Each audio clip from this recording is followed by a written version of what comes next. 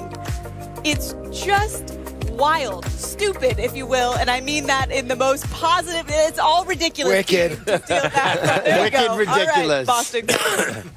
Look, I talked to some players that are playing with Tom Brady for the first time this year, and it's a sight to behold, even for these guys who are playing with him, because he's just a machine. They say he just has a system for everything, and apparently that's what you need to do it at 43. For you, Randy, what's most impressive about what he's doing right now? Well, Sam, before I came to the New England Patriots in 07, I was in awe of Tom Brady being able to throw the ball with accuracy.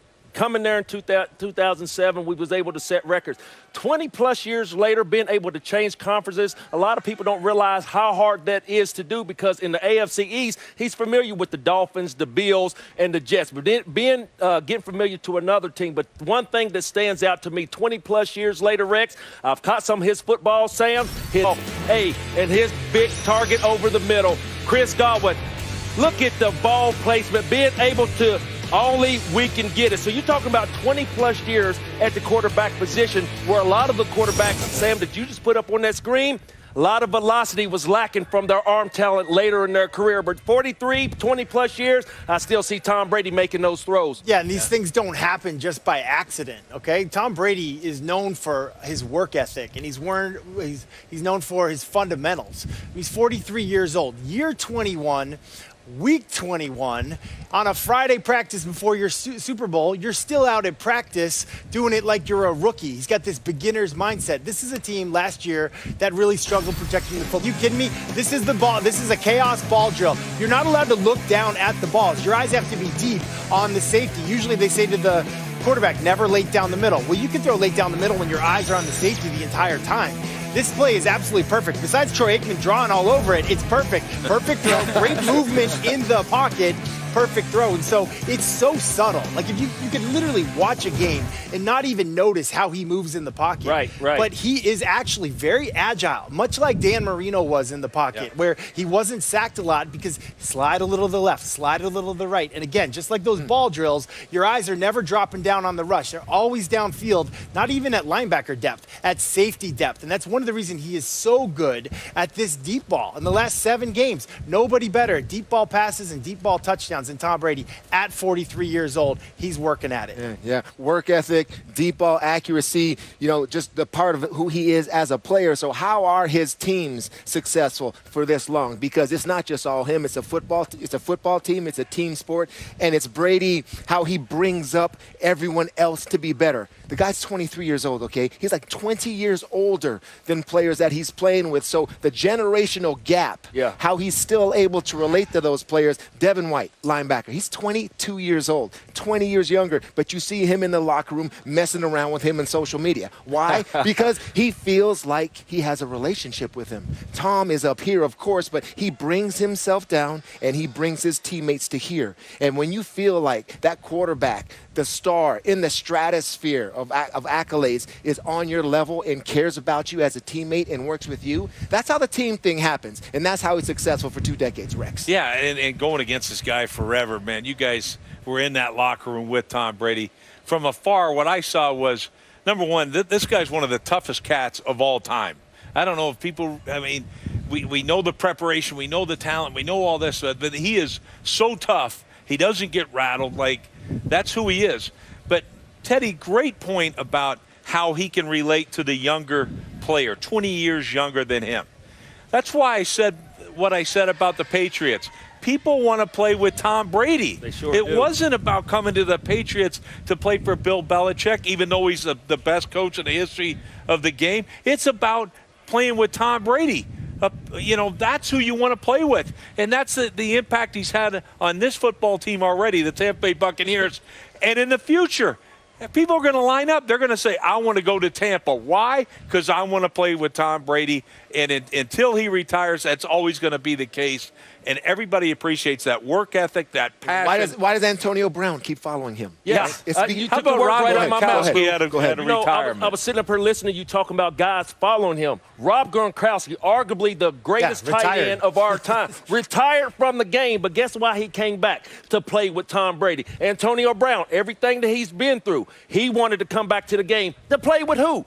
Tom Brady. And them not the only two. I wanted to go up there in 2007 to play with Tom Brady. I studied this man. I know what he stands for, his work ethic. Everything that we just said up here is all the positive things that says about Tom Brady. And, Brew, last point. You're talking about the younger generation of being able to still adapt with Tom Brady or him adapting with them. It's a good thing because you see the game changing and evolving right before our eyes. And Tom Brady is still able to perform at a high level. In our game today, going into the 21st century, man, the sky's the limit for Tom. I don't know how many years he has left. Give me about 5 more, Tom. And Rex, your point about toughness, I mean, here's a guy that didn't miss a game, okay? Yeah. Didn't miss a play, didn't miss one day of practice at 43 years old. I mean, that's incredible. And especially in a year where coaches are saying, hey, you want to take Friday off? Do you want to take Thursday off? Never did. Practiced every single day this year, too. It's really incredible. There's no doubt he set the tone for this team. The craziest thing to me, though, when you think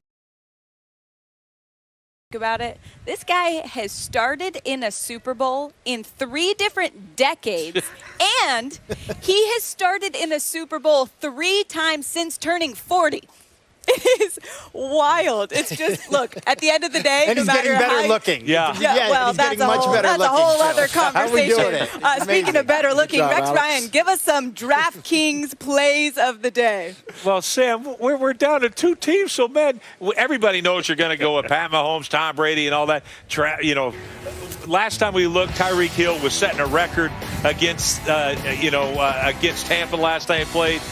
Travis Kelce. But no, my play of today, I'm bargain shopping. I'm going for Gronk. You don't think Brady's going to hit Gronk at least once in the end zone? He's a bargain. Matt, he's for $3,000 at DraftKings. That's my DraftKings play of the day. Oh, I see you, Rex. How kind of you. That was really good. That was really good. That's a standing ovation. It feels aggressive, and the only reason they can do this is because there's Tonight, the tradition continues. The Super Bowl edition of NFL Primetime with Chris Berman delivering highlights like no one else can. Boom will be joined by Steve and Booger immediately after the game ends. Tune in to ESPN for all of your post-game coverage. Our insiders, Adam and Mort, are back with us. 2 teams in play for the Super Bowl tonight. And it sounds like as many as 10 teams are in play for a new quarterback this offseason. That's crazy. All right, let's zero in on a few. Adam, what can you tell us about the Panthers?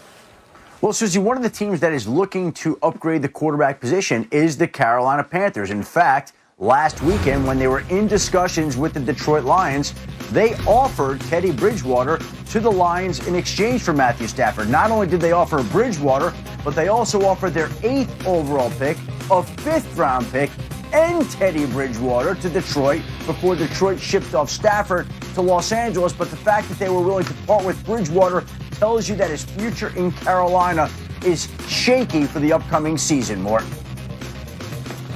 Yeah, and another quarterback who could be on the market is Jimmy Garoppolo of the 49ers. Even though Kyle Shanahan, the coach, said he expects Garoppolo to be back, he couldn't say it with certainty. Garoppolo a year ago was under center for the 49ers in the Super Bowl. But it's his availability. He played only 6 games this past season after missing most of 2018. 2019, when he was healthy, he was good. They like him. But they certainly kicked the tires on Matthew Stafford, and they may kick the tires on a few other quarterbacks as well. Adam? Mort, the New York Jets are getting phone calls about the availability of Sam Darnold. And they're listening. It doesn't mean they ultimately will trade Darnold, but they're certainly listening to what they're hearing at this point for the former number 3 overall pick.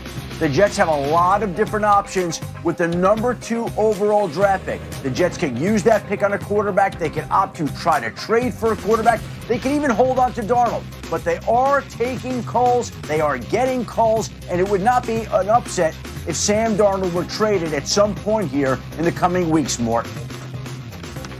Yeah, and even though the Jets have expressed their love for Sam Darnold, realistically, he's going into his 4th year next year. That means you'd have to start really looking at the next contract. Do you want to just restart and draft a quarterback, whether it's BYU Zach Wilson or Justin Fields of Ohio State? It's certainly something that has been contemplated, and I think it remains to be seen in terms of what value you can get for Sam Darnold versus the value you can get just for the number 2 pick overall. I think it leans more towards Sam Darnold moving on. Adam? Yeah, and Mort, what about Deshaun Watson? Yes, I'm sorry. Yeah, John, Deshaun Watson, listen, it's the same. Right now, it's quiet. The Texans have stated publicly that they no interest in trading Deshaun Watson. They've told other teams inquiring they have no interest in trading him, but he stands steadfast. He made this trade request formal almost 3 weeks ago. Nothing has changed. And so we look at April 29th. That's the start of the NFL draft. I think it's a sort of a deadline because that, if you're going to get a bounty for Deshaun Watson, that bounty could come into play by the NFL draft on April 29th, Adam.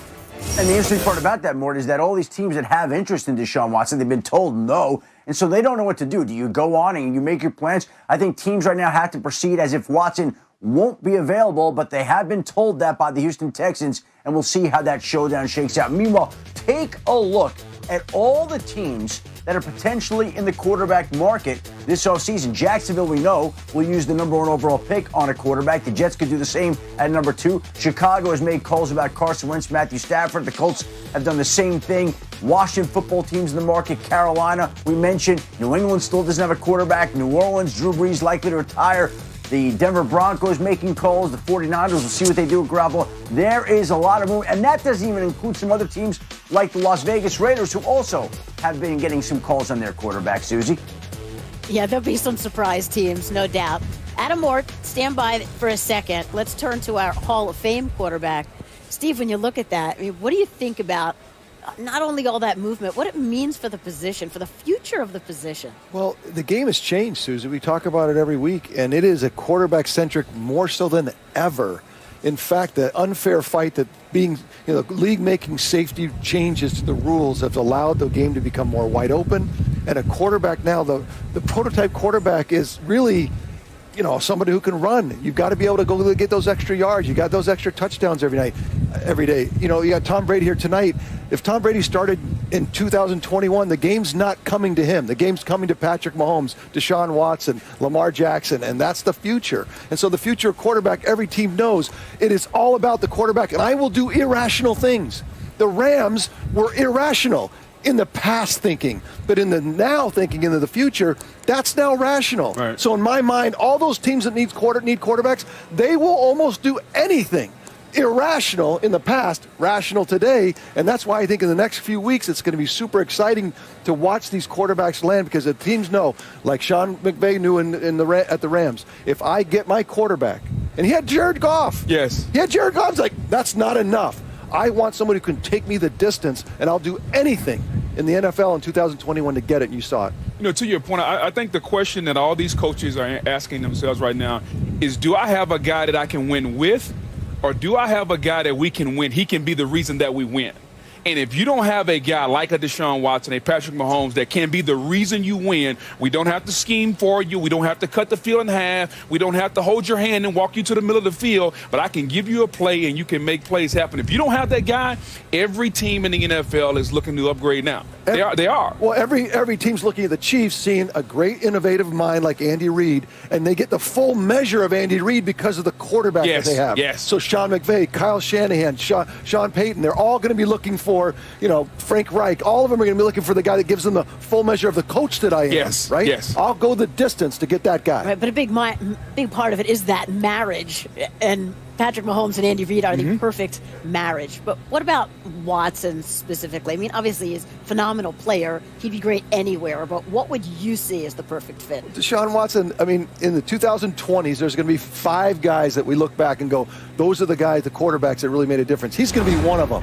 If the Houston Texans let him go, I'm telling you, they should be lopped off the NFL franchise list. They should have to go, reapply somewhere else. But if they do let him go, the places anyone would take Deshaun Watson in the 2020s, the quarterback position, he is, like Patrick Mahomes, the perfect person.